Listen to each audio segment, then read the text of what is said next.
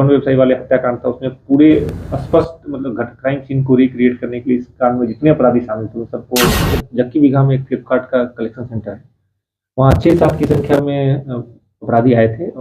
जिले का चर्चित स्वर्ण व्यवसायी हत्याकांड में मुख्य सरगना का हुआ गिरफ्तारी। नमस्कार, मैं लो और आप देख रहे हैं मीडिया दर्शन। देखिए, बीते दिनों डेहरी ऑन सोन के जक्की बीघा स्थित फ्लिपकार्ट के गोदाम में लगभग 4 लाख रुपए लूट का मामला प्रकाश में आया था, जिसमें कई अपराधियों की संलिप्तता भी देखी जा रही थी। इसको गंभीरता से लेते हुए रोहतास पुलिस ने त्वरित कार्रवाई किया और मैं आपको बता दूं कि आज रोहतास के पुलिस कप्तान रोशन कुमार के द्वारा एक प्रेस वार्ता का आयोजन किया गया। इस प्रेस वार्ता में कई बड़े खुलासे किए गए। मैं आपको बता दूं कि रोहतास के पुलिस कप्तान रोशन कुमार ने बताया कि इस मामले में अजीत यादव की गिरफ्तारी हुई है और गिरफ्तारी के बाद जब पूछताछ किया गया तो कई बड़े खुलासे अजीत यादव के द्वारा किया गया। पूछताछ के क्रम में मालूम चला कि अजीत यादव की कई बड़ी आपराधिक घटना में संलिप्तता है, जिसमें सबसे बड़ा घटना जिले का चर्चित स्वर्ण व्यवसायी सूरज सोनी का हत्याकांड में उसकी संलिप्तता है और मुख्य सरगना के रूप में संलिप्तता है। क्या कुछ कह रहे रोहतास के पुलिस कप्तान रोशन कुमार प्रेस वार्ता के माध्यम से, आइए पहले सुनते हैं। अक्टूबर को रात के 9:50 के आसपास डेहरी थाना अंतर्गत जक्की बीघा में एक फ्लिपकार्ट का कलेक्शन सेंटर है, वहाँ 6-7 की संख्या में अपराधी आए थे और जो वहाँ के कैशियर थे उनसे 4 लाख रुपए के आसपास लूट के ले गए थे, जिसमें जो कर्मचारी थे उनको बंधक बनाने के बाद ये घटना को अंजाम दिया गया था। घटना का सीसीटीवी फुटेज भी प्राप्त हुआ था और उसमें वहाँ के भी कुछ लोगों की भूमिका संदिग्ध समय प्रतीत हुई थी, लेकिन अब तक साक्ष्य नहीं होने के कारण उन पर आगे कोई कार्रवाई नहीं की। जो सीसीटीवी फुटेज प्राप्त हुआ था उसमें जो अपराधी थे उनकी पहचान करने पर यह थोड़े दिनों बाद स्पष्ट हो गया कि इसमें अजीत यादव है, जो एक कुख्यात अपराधी है, उसके पूरे गिरोह के होने के बारे में स्पष्ट सूचना मिली। उसके बाद एक घटना गंभीर थी और दशहरा के मौके पर ये घटना हुई थी। इसमें अनुमंडल पुलिस पदाधिकारी डेहरी 1 के नेतृत्व में डीआईयू की टीम जो राहुल और सुशांत है इंस्पेक्टर, उनके निर्देशन में काम कर रही थी। इस टीम द्वारा को सूचना मिली कि ये अजीत यादव जो है ये अभी कोड़ीगोला क्षेत्र में ही छुप कर रह रहा है और अलग अलग जगह पे रहता है। इसी आधार पर एक स्पेशल टीम बनाकर इनके द्वारा छापेमारी की गई, जिसमें अजीत यादव को गिरफ्तार किया गया। उसके पास से एक चोरी की मोटरसाइकिल बरामद हुई। इससे पहले आप सबको पता होगा कि आलमपुर बाजार के जो स्वर्ण व्यवसायी थे सूरज सोनी, उसकी हत्या हुई थी। उसमें मुख्य अपराधी जिसने गोली मारी थी सुपारी लेकर, वो अजीत यादव ही था। अजीत यादव, सुरेश चौरसिया और एक सत्येंद्र चौधरी जो पहले ही जेल भेजा चुका है, और एक असगर जो वहीं का था, जो उसमें लाइनर का काम था, और प्रदीप सोनी ने पूरे घटना का षड्यंत्र अपनी दुकान में रचा था। और घटना के बाद जो सोना चांदी सूरज सोनी से लूटा गया था वो वापस उसी के द्वारा खरीदा गया। तो अजीत यादव की गिरफ्तारी के बाद जो बड्डी में स्वर्ण व्यवसायी की हत्या हुई थी उसके सभी अपराधी गिरफ्तार हो चुके हैं और इस पूरे घटनाक्रम का उद्भेदन और जो पूरा षड्यंत्र था उसका खुलासा हो चुका है।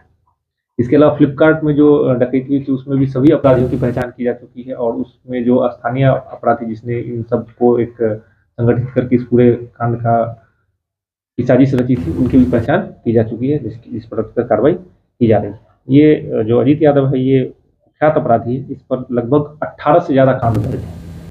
इसमें 3 से अधिक हत्या के कांड, जिसमें बड्डी थाना कांड संख्या 124, टिहरी नगर थाना कांड संख्या 706-24, कोड़ीगोला कांड संख्या 348-24, नोखा में भी लूट डकैती के केस में ये जेल जा चुका है। इसके अलावा आर्म्स एक्ट के केस और औरंगाबाद जिले में हत्या का केस, बघेला में भी SC/ST एक्ट का केस। अभी तक 12 कांडों में इसका संलिप्तता के संबंध में स्पष्ट साक्ष्य मिला, जबकि इससे पूछताछ में स्वयं इसके द्वारा लगभग 18 से ज्यादा कांडों में सम्मिलित होने की बात बताई गई। इससे अक्सर पूछताछ जारी है। इसको रिमांड पर लेकर भी इससे के साथ जो अन्य अपराधी हैं उनसे पूछताछ की जाएगी। और जो स्वर्ण व्यवसायी वाले हत्याकांड था उसमें पूरे स्पष्ट मतलब क्राइम सीन को रिक्रिएट करने के लिए इस कांड में जितने अपराधी शामिल थे उन सबको माननीय न्यायालय से अनुमति प्राप्त करके रिमांड पर लिया जाएगा, और ताकि इस पूरे घटना का एक वैज्ञानिक तरीके से अनुसंधान हो सके और इसको हम लोग माननीय न्यायालय में सही समय पर साक्ष्य प्रस्तुत करके इनको सजा दिलाने का काम कर सके। इसके गिरोह, इसका जो पूरा गिरोह, इसमें दूसरे जिले और दूसरे राज्य के भी कुछ अपराधी शामिल हैं जिनकी पहचान की गई, उनके विरुद्ध भी छापेमारी जारी है। उनको भी शीघ्र गिरफ्तार करके इस पूरे गिरोह को सलाखों के पीछे भेजा जाए। कुछ बरामदगी इसके साथ जो चोरी का मोटरसाइकिल से घूम रहा था वो बरामद हुई है, और इसमें पहले ही भी जो हत्याकांड में जो मोटरसाइकिल इस्तेमाल हुई तो पहले ही बरामद की जा चुकी है।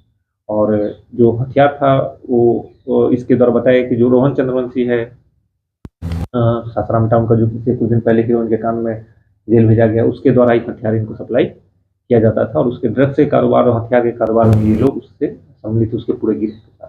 तो उसको भी, उसके गिरोह के भी जो अन्य सदस्य उनको भी रिमांड पर लेकर पहले, अब 1 हफ्ते पहले रिमांड पर लिया गया था। उससे पूछताछ की गई थी और सारे उसके सहयोगी अपराधी उनके बारे में जानकारी इकट्ठा की गई। उसी के आधार पर इसमें आगे छापेमारी और अवसर अनुसंधान।